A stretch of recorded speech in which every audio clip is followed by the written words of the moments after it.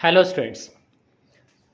अभी ये second part जो हम बात कर रहे हैं, सेकंड पार्ट में हम बात करेंगे numerical of empirical formula and molecular formula.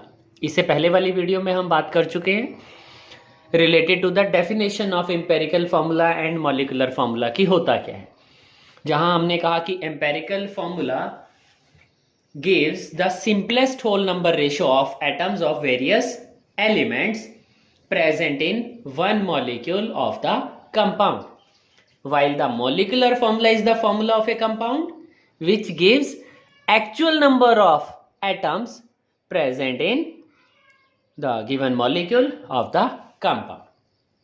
तो यहाँ न्यूमेरिकल्स की बात करते हैं। न्यूमेरिकल की अगर स्टेटमेंट की बात करें, so we have given a compound on analysis was found to contain carbon as 34.6%, hydrogen as 3.8%, while the oxygen is 61.55%. Calculate its empirical formula. ठीक है, क्वेश्चन को थोड़ा इजी से कम्प्लेक्स की तरफ लेके जाएंगे। तो सबसे पहले हम बात कर लेते हैं एम्पेरिकल फॉर्मूला फाइंड आउट करने के लिए।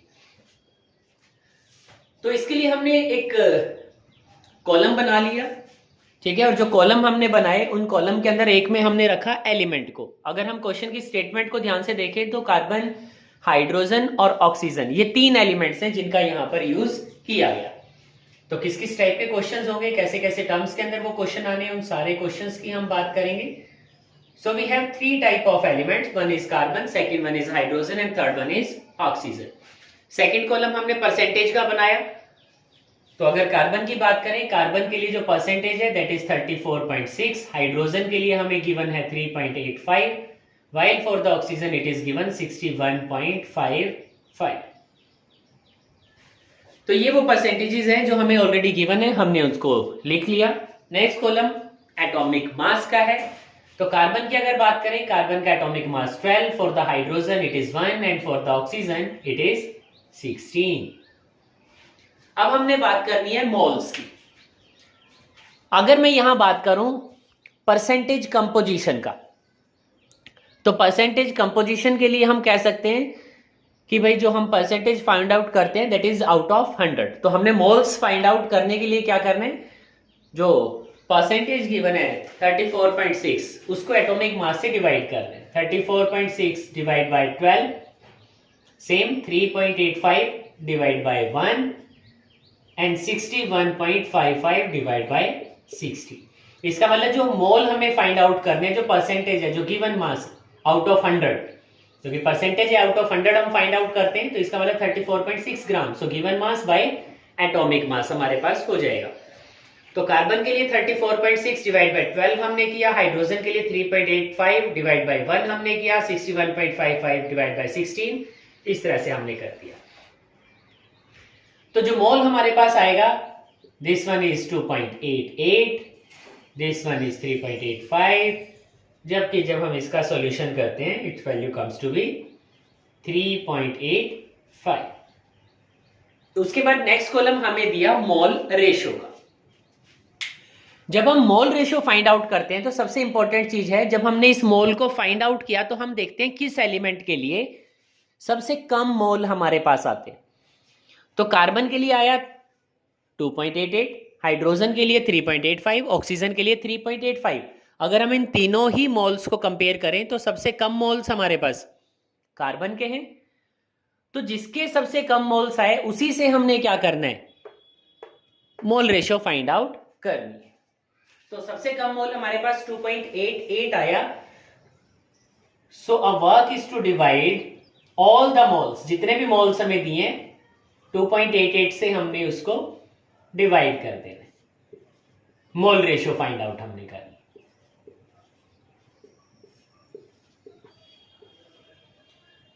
तो ये तो क्लियर है कि डिवाइड करने से यहां पर जो वैल्यू आएगा दैट विल बी 1। उसके बाद next one that is given to us is 1.33 and for the next one it is given 1.33। तो यहां जो मोल रेशियो हमारे पास आती है वो मोल रेशियो देखो फ्रैक्शंस के अंदर है, डेसिमल पॉइंट के साथ हमारे पास प्रेजेंट है। तो हमारा वर्क है उसे कन्वर्ट कर देना in simple whole number ratio. तो सिंपल होल नंबर रेशियो में इसको कन्वर्ट करने के लिए देखो हम किस तरह से मेथड का यूज करेंगे। जो मोल रेशियो है इसको हमने चेंज करना है, सो मल्टीप्लाई दीज, क्योंकि ये फ्रैक्शन के अंदर है, इसे होल नंबर के अंदर हमने लेके आना है। So we will multiply these by 3। हमने इसको 3 से मल्टीप्लाई कर देना। अगर हम किसी भी एक मोल रेशियो को 3 से मल्टीप्लाई करेंगे इसका मतलब वो हुआ कि सेम चेंज हमने क्या करना है, बाकी मोल रेशियो के साथ भी करना है। ठीक है, अगर 4 से मैं मल्टीप्लाई करता तो सभी को मुझे क्या करना होता, 4 से ही मल्टीप्लाई करना होता। सो 3 इंटू 1 3 आ गया, वो तो पहले भी होल नंबर में था।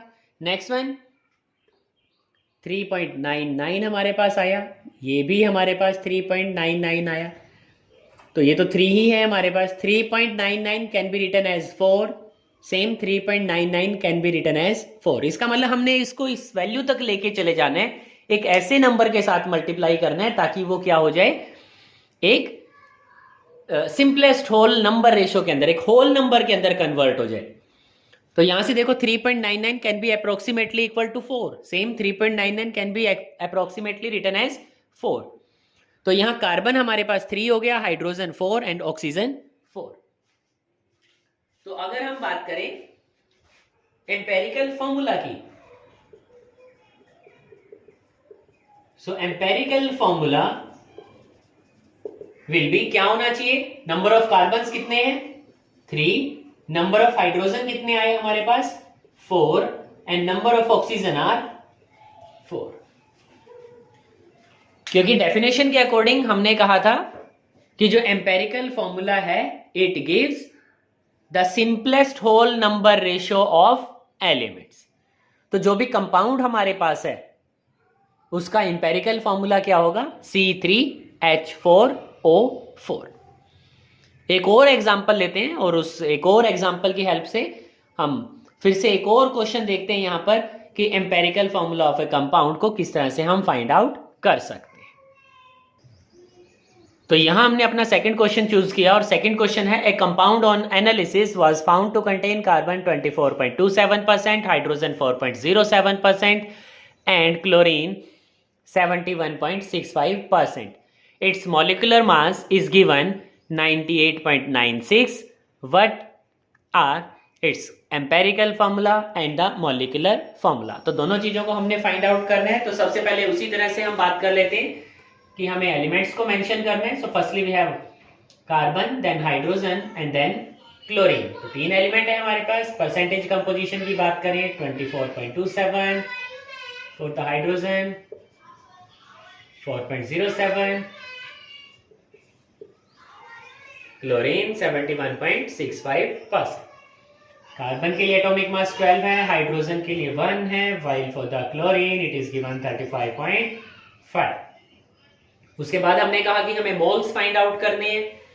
तो मोल्स किस तरह से हम फाइंड आउट करें, हमने कहा जो भी percentage है that is out of 100, so it divide by 12, 4.07, again it is divide by 1 and 71.65 divide by its atomic mass that is 35.5। तो जैसे ही हम यहां पर मोल्स फाइंड आउट करते हैं, it moles comes to be 2.02, here 4.07 and here is the value 2.02। तो हमने कहा था मोल रेशियो अगर हमने फाइंड आउट करना है तो हमने ये देखना है कि किस एलिमेंट के लिए जो मोल्स आते हैं हमारे पास वो सबसे कम है। तो 2 वैल्यू हमारे पास यहाँ है 2.02 और क्लोरीन के लिए भी 2.02 है, तो किसी से भी हम वहां पर डिवाइड कर सकते हैं। सो 2.02 divide by 2.02, 4.07 divide by 2.02, 2.02 divide by 2.02। तो सिंपलेस्ट रेशियो 1, इसको अगर हम करें तो ऑलमोस्ट हमारे पास 2 ही आएगा, यहां अगर करें तो 1 आएगा। So this is the mole ratio. अब ये सिंपलेस्ट होल नंबर रेशियो की फॉर्म में ही गिवन है, so that's why we can write it as C1H2 and Cl1। It means the empirical formula for this compound become C1H2 and Cl1. So this becomes the empirical formula. अब हम बात करेंगे अपने second part की, जहां पर वो बात करता है कैलकुलेशन ऑफ मॉलिक्यूलर फॉर्मूला की। तो अगर हम बात करें अपने सेकंड केस की, तो फर्स्ट केस तो हमने फाइंड आउट कर लिया, the empirical formula, and the empirical formula comes to be CH2Cl। तो एम्पेरिकल फॉर्मूला हमारे पास CH2Cl आ जाता है। हमने अपनी फर्स्ट वीडियो के अंदर एक रिलेशन की बात की थी, that molecular formula is equal to N multiply by empirical formula. ये रिलेशनशिप था जो मॉलिक्यूलर फॉर्मूला और एम्पेरिकल फॉर्मूला के साथ हमने किया था। हमें अभी इस n फैक्टर को फाइंड आउट करना है, क्योंकि अगर ये n चीज हमें पता चल जाए कि n क्या है, तो n को एम्पेरिकल फॉर्मूला जो कि ऑलरेडी हम फाइंड आउट कर चुके हैं, अगर हम उसके साथ मल्टीप्लाई करेंगे तो मॉलिक्यूलर फॉर्मूला हमें पता चल जाएगा।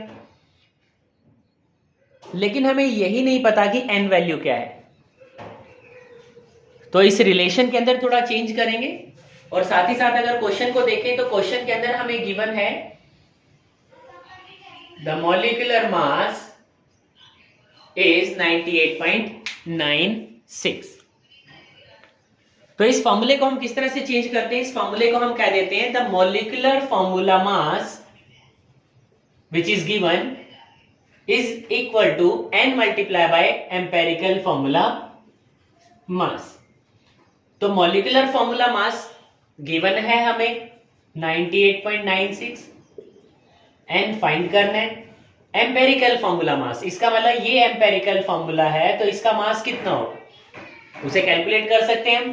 कार्बन की बात करें तो 12 हो गया, हाइड्रोजन 2 है हमारे पास तो 2 हो गया, क्लोरीन की अगर बात करें 35.5 हो गई। तो अगर एम्पेरिकल फॉर्मूला के मास की बात हम करें then it comes to be 49.5। ठीक है, वो 49.5 हमारे पास आ जाता है। तो इसका मतलब यहां पर एम्पेरिकल फॉर्मूला मास के प्लेस पर हम क्या लिख सकते हैं 49.5, या अगर हमें n कैलकुलेट करना है so n will be equal to 98.96 divide by 49.5। और वो कहते हैं कि अगर 49.2 अगर हम बात करें, क्योंकि 49.5 ऑलमोस्ट 50 है, 98.96 है, 99 है, तो जो वैल्यू हमारे पास आएगा वो अप्रोक्सीमेटली इक्वल होगा 2 के। So the value of n comes to be 2। तो हमने कहा कि हम मॉलिक्यूलर फॉर्मूला फाइंड आउट करते हैं by using the relation that molecular formula is equal to n multiply by empirical formula. तो मॉलिक्यूलर फॉर्मूला फाइंड आउट करना है, n का वैल्यू हमने फाइंड आउट कर लिया, इट इज 2। एम्पेरिकल फॉर्मूला की अगर बात करें इट इज CH2Cl। तो मॉलिक्यूलर फॉर्मूला क्या होगा, इस 2 को यहां मल्टीप्लाई करें, C2 ये 2 है, it become 4, Cl is 1, so after multiplying with 2 it become C2H4Cl। so this become the molecular formula of the given compound। ठीक है, तो इस तरह से हमने क्वेश्चंस करने हैं एम्पेरिकल फॉर्मूला या फिर मॉलिक्यूलर फॉर्मूला से रिलेटेड क्वेरीज को लेकर। ठीक है स्टूडेंट्स, तो इसी के साथ हमारा टॉपिक यहाँ पर कंप्लीट हो जाता है, molecular formula and the empirical formula. Okay students, bye.